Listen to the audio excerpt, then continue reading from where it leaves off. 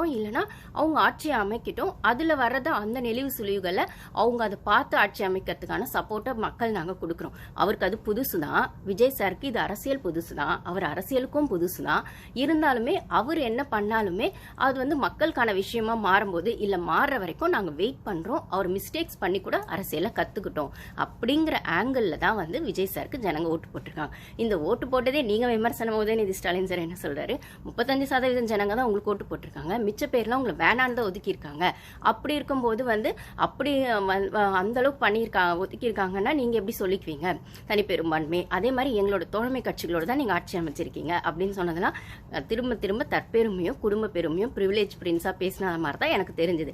ஏன்ப்பா அவங்களுக்கு 35% single largest party, அந்த வேர்டையே நீங்கள் யூஸ் பண்ணலை. அப்போ வந்து மிச்சம் 70% உங்களுக்கு வந்தது அப்படிங்கிறது உங்களுக்கு வந்தது இல்லை.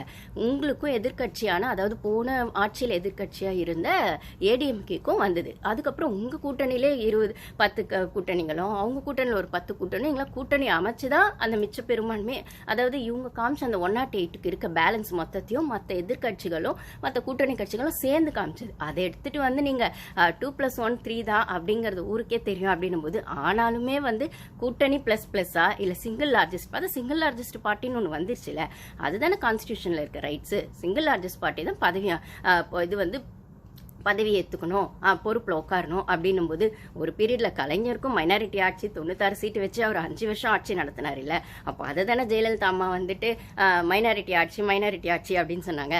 அப்போ விஜய் இப்போ வந்து ஜனங்களோடது பெரும்பான்மை பெருசாக வாங்கலை, வெறும்னே வந்துட்டு 35% தான், அது அந்தளவுக்கு பெருமை பேசிக்க வேண்டிய அவசியம் இல்லை, நாங்கள் தான் அரசியலில் வந்து சீனியரு அப்படின்னு பெருமை பேசிக்கணும் அப்படின்னும் போது, அப்போ உங்கள் தாத்தா காலத்தில் 96 சீட்டு வச்சுட்டு அவர் வந்துட்டு 5 வருஷம் ஆட்சி அமைச்சாரு, அது என்ன கொஸ்டின்? அப்போ விஜய் இப்போ மக்கள் வந்து விஜய்க்கு சப்போர்ட் கொடுக்கலன்றதை நீங்கள் வந்து அண்டர் எஸ்டிமேட் பண்ணி பேசுறீங்க, இல்லை வேல்யூ பண்ணி பேசல அப்படின்னு சொன்னால், அப்போ உங்கள் தாத்தாவோட ஆட்சி அந்த காலத்தில் ஜெயலலிதா அம்மா வந்து மைனாரிட்டி ஆட்சின்னு சொன்னது சரிதானா அப்படிங்கிற மாதிரி தான் இருக்குது. அப்போ வந்து அது வந்து உங்கள் தாத்தாவோட ஆட்சி இது பற்றின விமர்சனம் உங்கள் அப்பாவுக்கு வந்திருக்கும், மு க ஸ்டாலின் அவருக்கு வந்திருக்கும். இன்னைக்கு நீங்கள் வந்து இது ஒரு டேட்டாவாக பேசுறீங்க அப்படின்னாலுமே அதுவுமே எஸ்டியில் நடந்திருக்குன்னா இதையும் ஜனங்க ஒத்துக்க தான் செய்கிறாங்க. அப்படின்னும் போது நீங்கள் பேசணுன்றதுக்காக ஏதாவது பேசுறது அப்படிங்கிறது ஒரு சைல்டிஷாக தான் எனக்கு தோணுச்சு.